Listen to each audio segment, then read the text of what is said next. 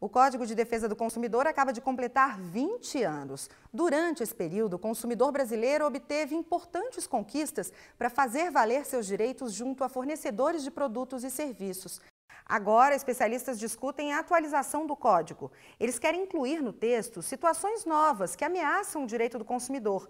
Por exemplo, o comércio eletrônico via internet e propagandas que podem levar ao superendividamento. O advogado Nobre Leão conhece bem problemas com compras pela internet. Além de clientes, familiares dele enfrentaram desgaste com esse tipo de transação. Na minha família eu tenho 2 casos que até hoje não foram resolvidos. Por quê?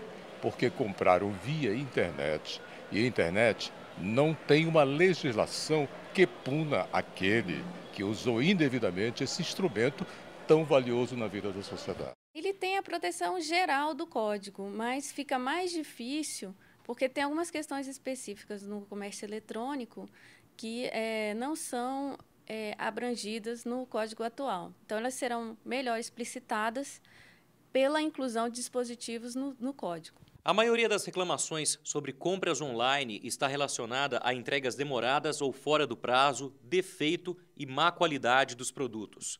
Para diminuir a ocorrência desses transtornos, uma comissão de especialistas do Sistema Nacional de Defesa do Consumidor, da qual o Ministério Público Federal faz parte e é representado pela Procuradora Regional da República, Valquíria Quixadá, propõe que o Código de Defesa do Consumidor seja atualizado.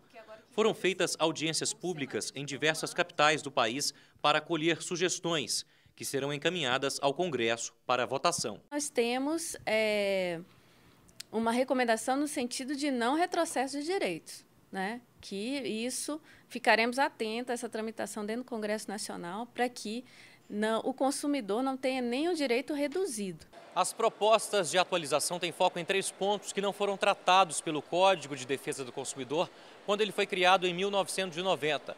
O primeiro é a regulamentação do comércio eletrônico. Outro é a proibição de publicidade que leve o comprador ao superendividamento, como anúncios de vendas sem juros ou com taxa zero de juros em financiamentos. O último ponto busca facilitar os mecanismos de conciliação entre empresa e cliente. Esse negócio de, não tem taxa de juros, não tem isso, não tem aquilo, mas tem aquelas entrelinhas, tem aquelas letras miúdas, né? Então, isso é o que causa todo esse problema de endividamento das pessoas e causa essa ilusão na cabeça das pessoas. Então, realmente tem que prestar muita atenção sobre isso. Só no Procon de Brasília, neste ano, já foram registradas mais de 620 reclamações sobre compras pela internet. E cerca de 7.800 consumidores brasilienses procuraram o Procon questionando juros na cobrança de dívidas. O ponto positivo, segundo o vice-diretor, é que 80% das reclamações terminam em acordo. Para ele, aprimorar a legislação vai refletir em um maior número de conciliações. É sempre possível avançar, inclusive do ponto de vista normativo. Agora, muito já se tem feito, mesmo sem o necessário guarda-chuva legislativo. Por exemplo, os PROCONs pelo Brasil afora, e especialmente o do Distrito Federal, mesmo sem uma expressa previsão legal, têm logrado bastante êxito em resolver a maior parte dos conflitos que são trazidos por meio dessa fase conciliatória. E com o crescimento da renda do brasileiro, o mercado consumidor está em expansão. Com maior poder aquisitivo, a população tem comprado mais, inclusive produtos eletrônicos de alta tecnologia. Esse novo mercado desperta o interesse dos comerciantes, infelizmente também daqueles que querem obter lucros, mesmo atuando na ilegalidade. Em Goiás, o Ministério Público Federal conseguiu a condenação de uma quadrilha que vendia produtos contrabandeados do Paraguai. Os eletrônicos caíram no gosto do brasileiro. Entre os produtos mais vendidos estão os aparelhos celulares, câmeras fotográficas e notebooks. Mas será que na hora de comprar, os consumidores se preocupam com procedência e garantia? Preocupo, lógico, tem que ter uma procedência, né? Eu tenho um celular do Paraguai, mas só que não fui eu que comprei, né? Eu ganhei. Mas é preciso ficar atento. O Ministério Público Federal em Goiás conseguiu a condenação de uma quadrilha especializada em descaminho de equipamentos eletrônicos vindos do Paraguai. O grupo atuava no mercado desde os anos 90, mas o esquema só foi interrompido em novembro de 2004, durante uma ação da Polícia Federal. 16 pessoas faziam parte do bando. O chefe da organização criminosa tinha negócios em Goiás, Paraná e em Brasília. Esse grupo empresarial era considerado um dos maiores grupos empresariais do estado de Goiás na comercialização de eletrônicos. Mas aquilo que, em princípio, seria empreendedorismo, na realidade se revelou um grande esquema criminoso de internação irregular de componentes eletrônicos, de mercadorias eletrônicas em território nacional. A quadrilha funcionava nos moldes de uma empresa bastante organizada. Cada um dos integrantes tinha uma ou mais atribuições, todas fundamentais para se alcançar a finalidade da atuação ilícita, que acabava sendo encoberta com as notas fiscais adquiridas em leilões da Receita Federal, onde o grupo arrematava equipamentos de informática similares aos adquiridos no Paraguai.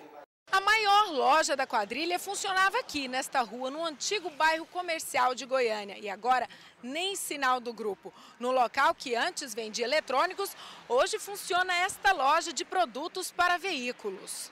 Segundo a Receita Federal, as apreensões de contrabando no Brasil chegaram a 618 milhões de reais nos primeiros 4 meses de 2011, ou seja, 51% a mais que o mesmo período do ano passado.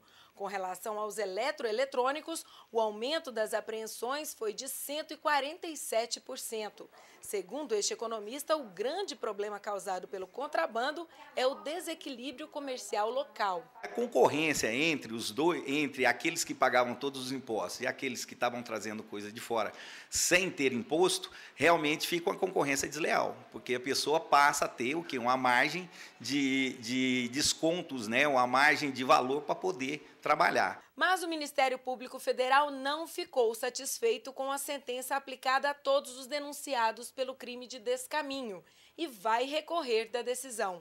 Para o procurador Daniel de Rezende Salgado, as penas devem ser mais severas para punir e coibir esse tipo de crime. Em relação ao cabeça do grupo criminoso, nós achamos que a pena foi razoável, sim, 6 anos e 6 meses para o crime de formação de quadrilha e para o crime de a internação irregular de mercadorias, que é o descaminho. Quanto às penas aplicadas às outras pessoas, aos outros 11 condenados, o Ministério Público Federal já interpôs recurso para o aumento de pena, visando ao aumento de pena pelo Tribunal Regional Federal da Primeira Região.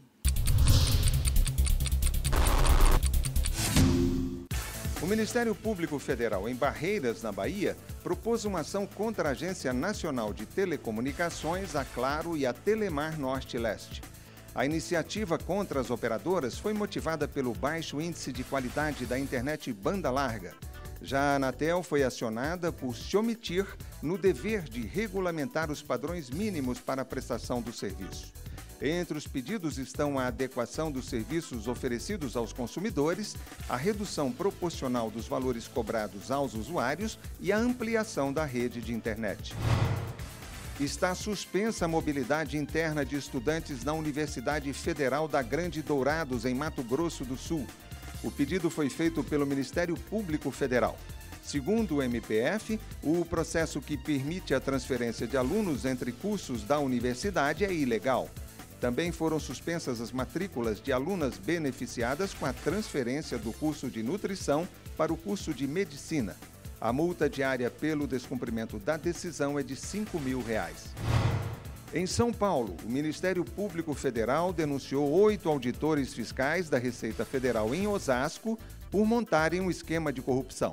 Segundo o MPF, o prejuízo aos cofres públicos chega a R$ 2 milhões nos últimos 10 anos.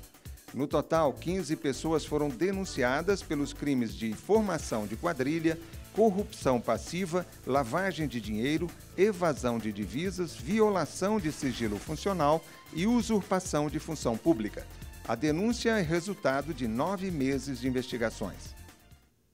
A seguir, pessoas com deficiência visual reclamam que algumas organizadoras de concursos públicos não garantem, durante a realização das provas, condições iguais de avaliação. E veja também, o Ministério Público Federal pede a prisão de envolvidos no tráfico de pessoas. A gente volta daqui a pouco.